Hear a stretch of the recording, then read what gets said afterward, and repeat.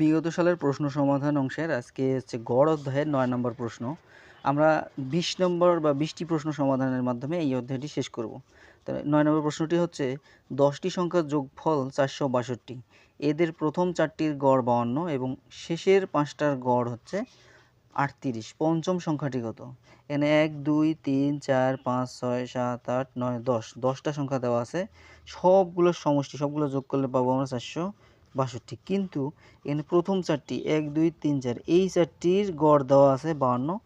আবার পরের ৫টি অর্থাৎ এই ৫ নাম্বার বাদ দিয়ে শেষের ৫টি ১, ২, ৩, ৪, ৫ এই ৫টির গড় দেওয়া আছে আমাদের কত? ৩৮।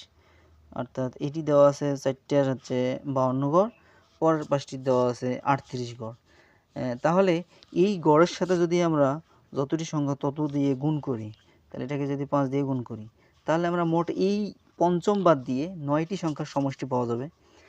আর এখানে যেহেতু ১০টি দেওয়া আছে, তাহলে ১০টি থেকে ৯টি বাদ দিলেই আমরা এখানকার পঞ্চম সংখ্যাটি পেয়ে যাব। তাহলে ৪৫২ কত হয়? ৪ × ৫ হয় ২০০, ৫ × ২ = ৮, তার মানে এটা হবে ২০৮। আর এটা কত হবে? ৫ × ৮ = ৪০, ৩ × ৫ = ১৫, ১৬, ১৭, ১৮, ১৯, তাহলে ১৯০। তাহলে এই ১৯০ আর ২০৮ যদি যোগ করি এখন, তাহলে কত হয়? ৮, ৯, ৩৯৮। আর আমাদের এখানে আছে কত? ৪৬২। তো ৩৯৮ যদি ৯টা সংখ্যার যোগফল হয়, আর এখানে যে হচ্ছে 10টা সংখ্যার সমষ্টি, আর এটা হচ্ছে 9টা সংখ্যার সমষ্টি, তাহলে 10টা থেকে 9টা বাদ দিলেই আমরা আরেকটি পাবো। কোনটি পাবো? এই যে এখানকার পঞ্চম সংখ্যাটি আমরা বাদ দিয়েছি, সেই পঞ্চম সংখ্যাটির সমষ্টি পেয়ে যাব। তাহলে এখানে ৪৬২, ৩৯৮, আর এখানে ৪৬২, বিয়োগফল হচ্ছে ৬৪। ৬৪ হবে এই প্রশ্নের উত্তর। তো এরপর হচ্ছে ১০ নম্বর অঙ্ক। ১০০ জন শিক্ষার্থীর পরিসংখ্যানে প্রাপ্ত গড় নম্বর ৭০। এদের মধ্যে ৬০ জন ছাত্রীর গড় নম্বর ৭৫ এবং ছাত্রদের গড় নম্বর কত? এই প্রশ্নটি কিন্তু ইতিহাসের সবচেয়ে কঠিনতম বিসিএস ৩৫তম বিসিএস, সেই বিসিএসে আসছিল। তো তার আগে আমরা আগের প্রশ্নটিও দেখেন কত সালে আসছিল। ১১তম বিসিএস, প্রাক প্রাথমিক ১৩, দুর্নীতি দমন ব্যুরোর এএসআই মানে হচ্ছে সহকারী উপপরিদর্শক ২০০৪, কর্মসংস্থান ব্যাংকের অ্যাসিস্ট্যান্ট অফিসার ১ এবং তুলা উন্নয়ন বোর্ডের ১ সাল এবং নির্বাচন কমিশনের সহকারী পরিচালক পদের ৯৫ সালে এসেছিল। তো যদিও এই ধরনের নিয়োগগুলো আলাদাভাবে এখন আর দেখা যায় না, সব বিসিএস থেকে নেওয়া হচ্ছে। তো আগে কিন্তু এসেছিল এরকম। তো এটা দেখেন কত পরীক্ষা এসেছিল, অনেক গুরুত্বপূর্ণ একটি প্রশ্ন। তো এর পরবর্তীতে আমরা ৩৫তম বিসিএসের প্রশ্নটা সমাধান করব। ৩৫তম বিসিএসের প্রশ্নটা এই যে ১০০ জন শিক্ষার্থীর আলোচনা আছে, তাদের গড় হচ্ছে ৭০। তো গড়ের সাথে আমরা যদি সংখ্যা গুণ দিই, তাহলে আমরা কি পাই? তো আমরা ওই ১০০ জন শিক্ষার্থীর মোট নাম্বার পেয়ে যাই। তো এদের মধ্যে ৬০ জন ছাত্রীর গড় নম্বর ৭৫, ছাত্রদের গড় নম্বর কত? তো তার পরোক্ষভাবে ছাত্ররা কতজন এটা বলেনি, কিন্তু আমাদের বুঝে নিতে হবে ছাত্র হচ্ছে ৪০ জন। তো ৪০ দিনের গড় নম্বর কত? ৪০ জনের কিন্তু মোট নম্বর চাইনি। তো ৬০ জন, এদের মধ্যে ৬০ জন ছাত্রীর গড় নম্বর ৭৫। তাহলে যদি ৭৫ হয় গড় নম্বর, সংখ্যা আছে ৬০ জন, তাহলে এটা কত হয়? শূন্য তো থাকবে, আর এখানে ৬, ৫, ৬, ৩০, ৬ সাথে ৪২, ৪৩, ৪৪, ৪৫, এই হচ্ছে ৪৫00 হচ্ছে ছাত্রীদের মোট নম্বর। ৭,০০০ থেকে ৪৫00 বাদ দিলে আমরা পাই ২৫০০। এই ২৫০০ কাদের নম্বর? এই ২৫০০ হচ্ছে ছাত্রদের, যারা ছাত্র হচ্ছে ৪০। অর্থাৎ কাটাকাটি যদি করি আমরা, তাহলে ৪, ৬ হচ্ছে ২৪, তারপর এখানে আছে কত? ১, ০।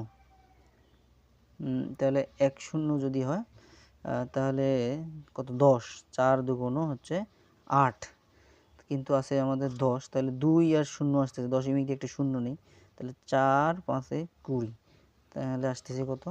৬২.৫ হবে এই প্রশ্নের উত্তর। এটি কিন্তু ইতিহাসের সবচেয়ে কঠিনতম বিসিএসের একটি প্রশ্ন। পরবর্তীতে আমরা ১১ নম্বর প্রশ্ন দেখব। ১১ নম্বর প্রশ্নটি হচ্ছে, কোন স্থানে সপ্তাহের গড় তাপমাত্রা ৩০°C? প্রথম ৩ দিনের গড় তাপমাত্রা ২৮ ও শেষ ৩ দিনের গড় তাপমাত্রা ২৯ হলে চতুর্থ দিনের গড় তাপমাত্রা কত? সপ্তাহ আমরা জানি ৭ দিন। এই ৭ দিনের প্রথম ৩ দিনের আছে ২৮, তাকে যদি আমরা ৩ দিয়ে গুণ করি, তাহলে পাবো ৩ দিনের মোট তাপমাত্রা। 3 8 24, 3 2 6, 7 8 84। আবার শেষ 3 দিনের গড় তাপমাত্রা আছে 29। তাহলে 29 গুণন যদি 3 দেই তাহলে আমরা কত পাবো? 3 নং 27, 3 2 6, 7 8 87। এই দুটো যদি যোগ করি 7 4 11, 8 8 16 আর 1 17, 171 দি হচ্ছে 6 দিনের গড় তাপমাত্রা। 171 ডিগ্রি সেন্টিগ্রেড 6 দিনের গড় তাপমাত্রা। কিন্তু আমাদের সপ্তাহেরটা আগে দেয়া আছে, সপ্তাহেরটা দেওয়া আছে 30 ডিগ্রি গড়। তাহলে 30কে যদি আমরা কত দিয়ে গুণ করি? 7 দিয়ে গুণ করি, তাহলেই আমরা পাবো এখানে এক সপ্তাহের মোট তাপমাত্রা 3 7 21 বা 210 ডিগ্রি, আর এখানে আছে 171 ডিগ্রি। এই দুটো যদি বিয়োগ দিই আমরা চতুর্থ বা মাঝখানের দিনের তাপমাত্রা পেয়ে যাব। তাহলে 71 থেকে 200 মেলাতে হয় 30, আরও 10 মেলাতে হয় 40, আর 1 কমালে হয় 39। অর্থাৎ এই প্রশ্নের উত্তর হবে 39 ডিগ্রি সেন্টিগ্রেড।